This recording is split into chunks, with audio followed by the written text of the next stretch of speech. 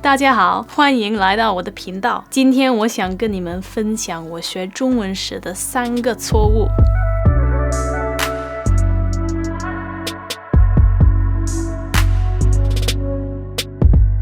These are lessons that I had to learn the hard way, so I hope that this video helps you to avoid making the same mistakes that I did. Over the last 1.5 years of learning Mandarin, I have spent a lot of time developing my language learning toolbox, so I'll share the key pieces of strategic advice I wish I had heard at the start, along with practical methods you can implement in your own learning plan. If you're new here, my name's Izzy. I'm a Cambridge graduate and a doctor working in London. On the side, I like to learn Mandarin in any free time I can get. So without further ado, let's get started. The first big mistake I made when learning Chinese was translating between Chinese and English word for word. The end goal of language learning is to be able to just open your mouth and fluidly respond to someone in a real-time Chinese conversation. This means that you need to almost create a second brain in Chinese where you can just immediately think and naturally respond in Chinese. If you're always only ever translating between Chinese and English word for word, then you'll never actually challenge your brain to think in Chinese and ultimately keep you stuck at the stage of having to slowly translate word for word between Chinese and English. This is especially the case in very linguistically different languages like English and Chinese. You can't just translate everything word for word, as the sentence structure and the grammar and even the way that words are used are just so incredibly different. Even the way that you think in Chinese is different to English. One practical way to get around this and start building that second brain is to use as little English as possible. For example, let's say you have an Anki flashcard for the word Mao in Chinese, which translates to cat in English. Instead of having the word cat in English on the other side of the flashcard,